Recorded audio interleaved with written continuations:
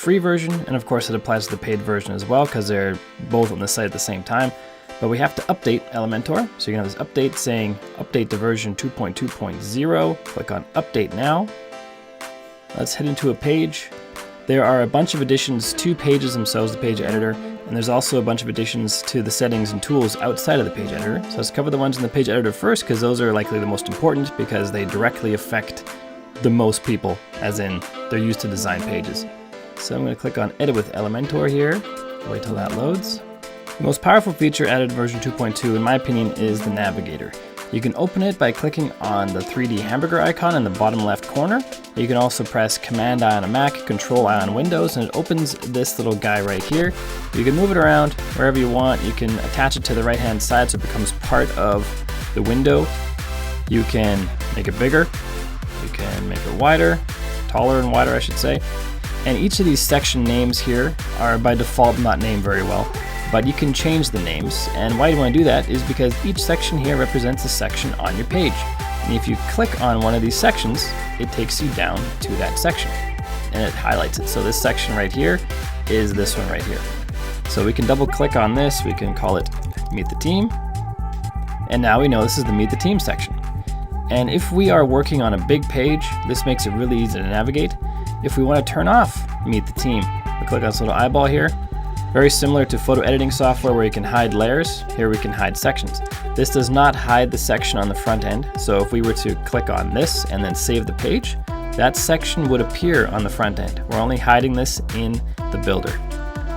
If we click this little down arrow, we see content inside the section. So we have a column, click it again, we have a heading, a divider, and text. And we click on all these things and it highlights them in here, opens their options in the left, so you can easily navigate between areas. If we want to move the Meet the Team section, all we do is we drag and drop and it moves.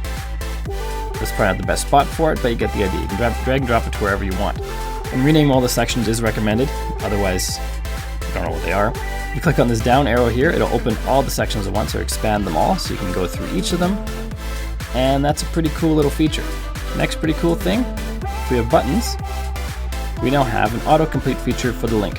Not just buttons, any way you add a link to a page is now an autocomplete. So if you start typing in here about, for the about page maybe, it's looking, maybe I don't have an about page on this. I actually just pulled some stuff up. I've got a lot of test pages. So let's just put in test, and here we have a bunch of test pages that we can choose from.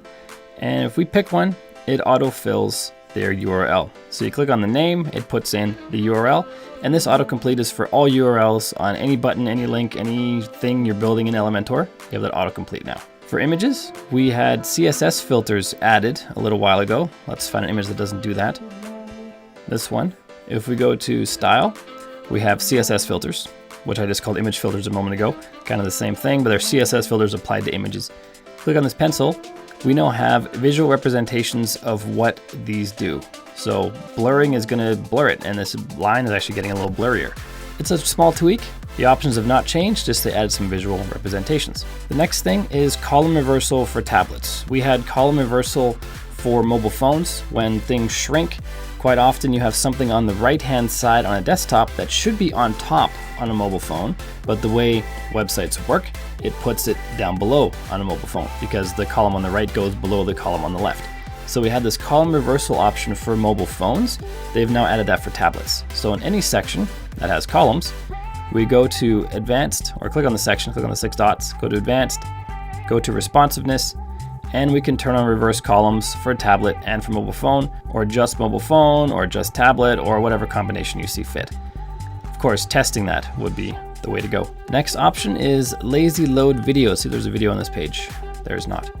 So let's add a video, throw it in right here. So we have our video here with our settings. If we go down to the image overlay settings and then turn on the image, we can choose lazy load now. So if we turn that on, the video assets are not loaded into a page. But if you don't have an image for the cover, it shows as blank because nothing's loaded into the page. Normally, hang on, let's add a picture to this so we can see what this looks like. So let's add her. She'll be our video image. So with lazy load, we can have this image appear, but that's all that appears. Normally when you load a page and you have multiple videos, even as one video, the video starts downloading as a buffer. So when someone clicks play, it starts playing instantly, which people like instant, but it slows down page load times. And so with lazy load, you can now have just this image here. So if it's a small lightweight image, it'll be quick to load. And the video does not load until someone clicks play. And internet services are really fast these days, so it's not like there's a huge lag, but there will be a bit of a lag because nothing's been downloaded yet. But we now have lazy load for videos, and it will more than likely help your site load speed if you have a lot of videos. Another thing that happened in this update, let's see if I can find one. Probably not, let's just add one to the page. The name of the column section has been changed to intersection.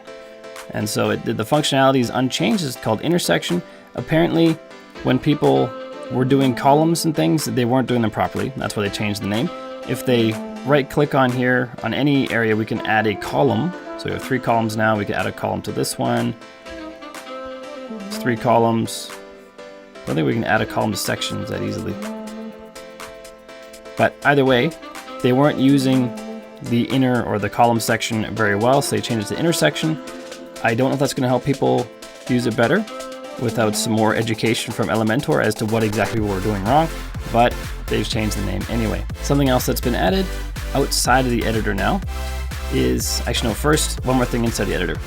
When they added the right-click functionality, which is this right here, when you right-click somewhere, you have all these options that are Elementor specific, they got rid of the hover over options, which people like. You used to be able to hover over this pencil and you have some options show up. You hover over this column icon, have some options show up.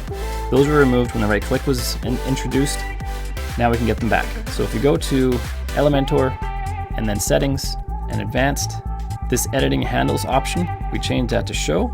Click on save changes, come back into Elementor, refresh. Now if we hover over this pencil, we have those options pop out again, which a lot of people were sad went away, and now you can have them back.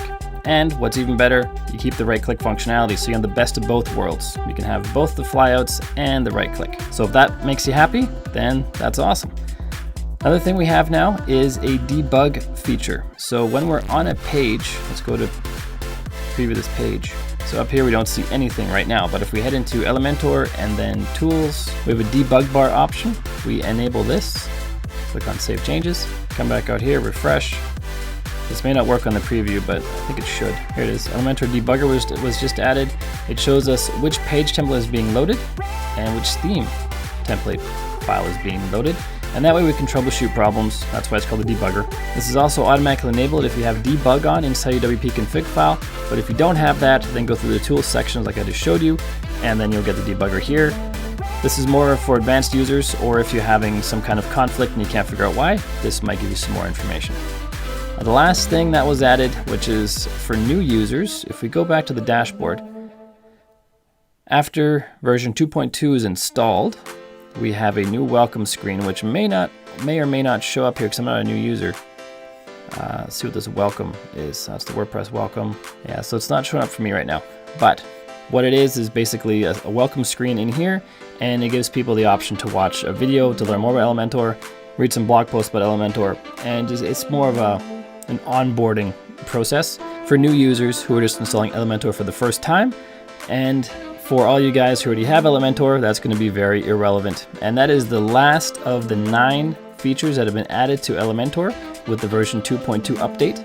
Quick rundown of what they are: the welcome screen I just mentioned, the navigator, URL autocomplete, editing handles. When you hover over that pencil, you get those editing options, visual cues for CSS filters, reverse columns for tablet now in addition to mobile phones, lazy load of video, the debug bar, and the